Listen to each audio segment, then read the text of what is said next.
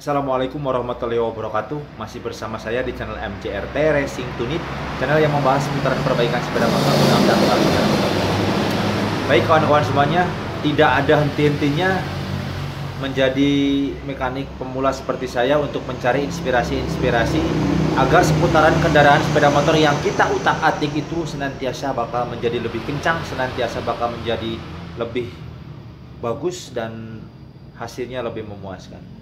Dengan cara-cara yang kita ulik, dengan cara-cara yang kita utak-atik sedemikian rupa, asalkan cara tersebut tidak keluar dari jalur yang sudah ditentukan oleh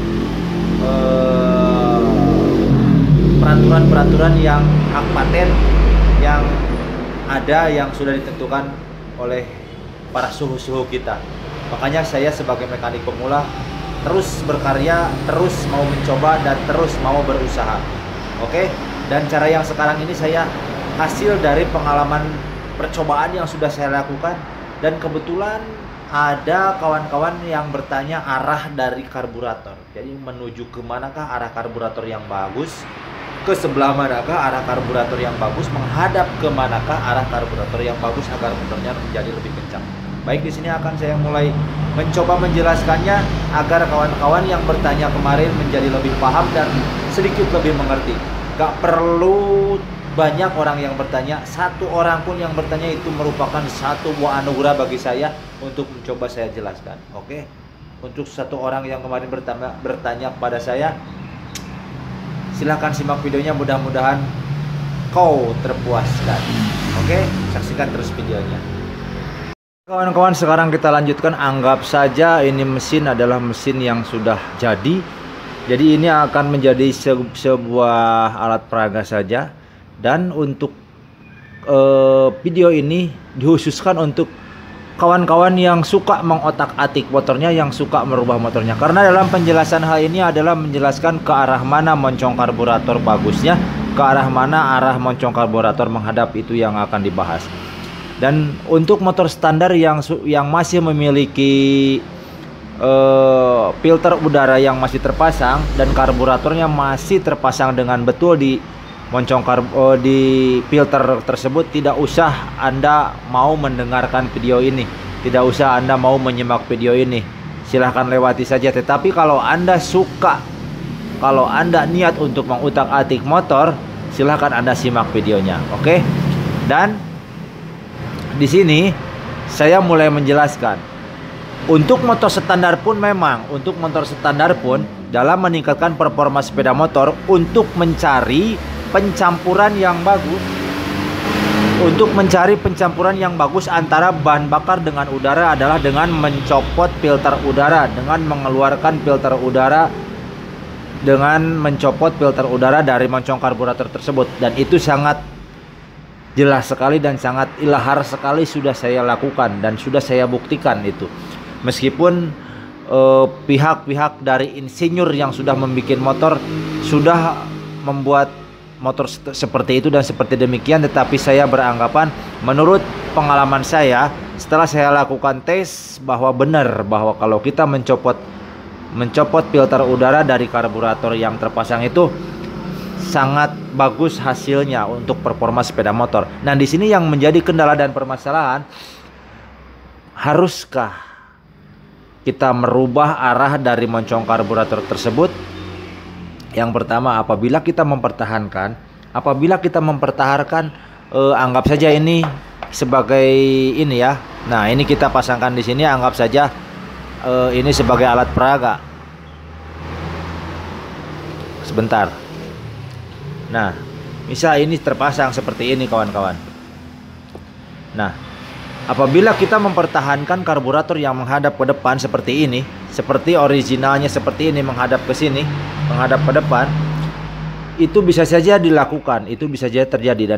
Dan dikala kawan-kawan men-setting motor tersebut, kawan-kawan coba belayer dikala motornya diem, dikala motornya berhenti, itu RPM bisa mencapai sekian ribu, bisa mencapai 13.000 bahkan lebih. Tetapi setelah kawan-kawan coba setting seperti itu dan disetting diam seperti itu, coba deh kawan-kawan bawa lari, coba kawan-kawan maksudnya bawa jalan, kemudian kawan-kawan coba gaspol dan belayer-belayer, apakah di situ bisa mencapai angka waktu kita memblayer motor waktu kita diem, dan itu sudah saya buktikan ternyata tidak mencapai angka tersebut kawan-kawan. Kenapa demikian? Karena pencampuran udara dan bahan bakar ini terlalu banyak, terlalu kaya, yang akhirnya motornya kurang normal, yang akhirnya pembakaran yang terjadi, pengiriman karburator menuju ke ruang bakar melewati karburator ini dengan pencampuran udara yang melewati karburator ini tidak sesuai dan tidak normal karena terlalu banyak udara yang tersedot kawan-kawan, terlalu banyak udara yang masuk. Nah, muncul lagi pertanyaan, loh kenapa dicopot? Ya karena itu.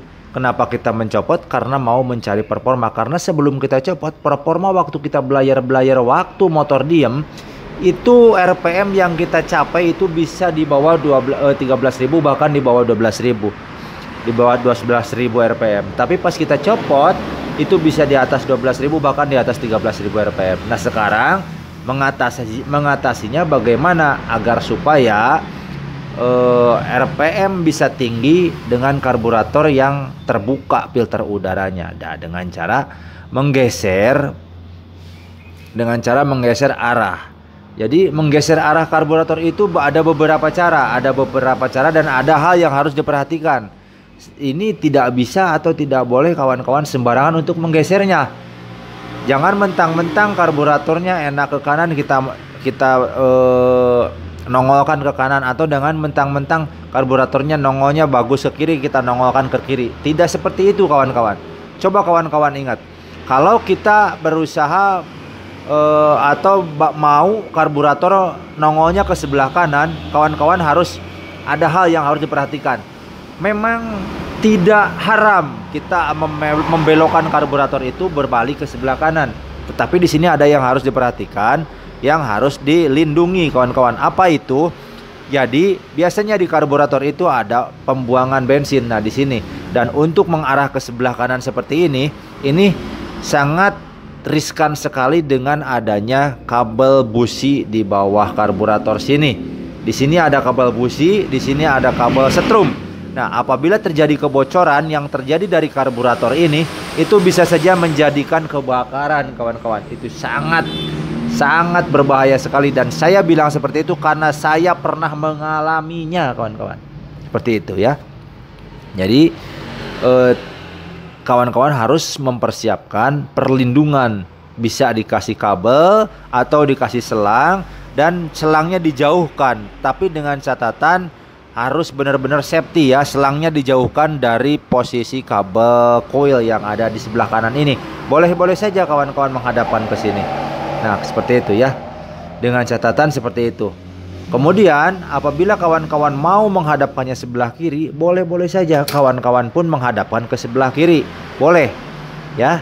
Nah bisa dibelokkan ke sebelah kiri, dan itu pun ada hal yang harus diperhatikan. Apabila kawan-kawan membelokkan karburatornya ke sebelah kiri, itu harus benar-benar diperhatikan kawan-kawan. Ingat, apabila kawan-kawan menyimpan motornya, menstandarkan motornya atau standar samping, ingat, berarti motor itu akan miring ke sebelah kiri. Otomatis apabila posisi karburator dalam keadaan berjalan normal itu, atau dalam keadaan berdiri normal datar itu bagus seperti ini, apabila kita standarkan, otomatis karburator akan seperti ini, akan menjadi agak menukik ke bawah, dan itu akan mengakibatkan bahan bakar yang berada di bak karburator ini keluar menyusupi ruang, atau bisa dibilang banjir. Itu bisa seperti itu, dan itu cara mengakalinya. Jadi posisi karburator agak ditarik ke atas sedikit, agak tengadahkan sedikit apabila kita mau menyerongkan ke sebelah kiri. Itu saran dari saya, terserah kawan-kawan mau berpikir atau mau beranggapan apa, terserah, karena ini hasil dari pengalaman yang sudah saya alami. Seperti itu kawan-kawan. Dan apabila kawan-kawan mau mencobanya, silahkan coba. Nah sekarang kita, itu dalam tahap masih tahap penempatan ya, dan sekarang tahap performa. Nah untuk tahap performa yang sudah saya coba praktekkan, jadi jauh sekali lebih bagus performa itu karburator itu berbelok ke sebelah kiri atau ke sebelah kanan, itu lebih bagus.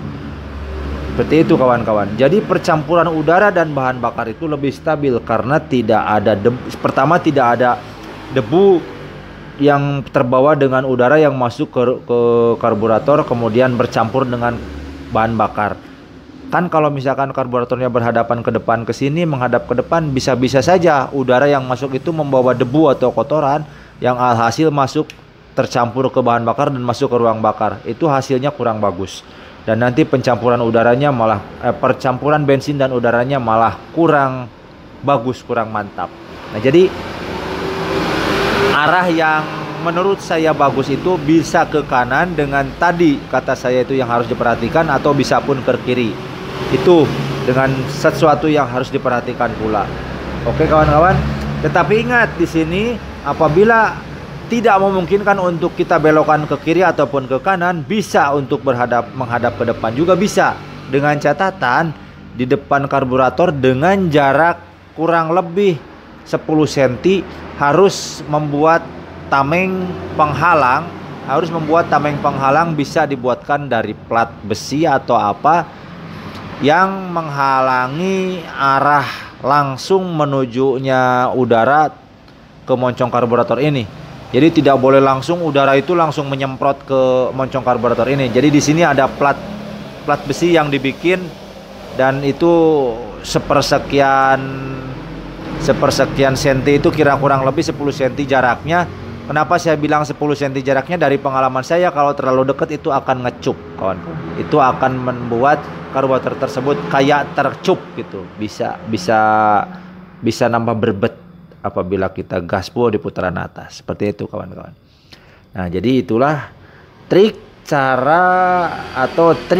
yang kita lakukan untuk merubah arah dari moncong karburator tersebut bagusnya itu ke sebelah mana kawan-kawan. Seperti itu kawan-kawan. Oke kawan-kawan semuanya, mungkin itu yang bisa saya bagikan kepada teman-teman semuanya, yang bisa saya omongkan kepada teman-teman semuanya, khususnya kepada si Mas Bro yang kemarin bertanya kepada saya. Nggak apa-apa, Mas Bro bertanya cuma satu orang, tapi saya buatkan video seperti ini dengan hasil pengalaman saya. Mudah-mudahan si Mas Bro itu bisa menerimanya, dan mudah-mudahan si Mas Bro bisa dapat menonton video ini nih yang saya bikin ini. Oke kawan-kawan, teman-teman semuanya, kita cukupkan sekian dulu dalam pembahasan kita menentukan moncong dari karburator ini.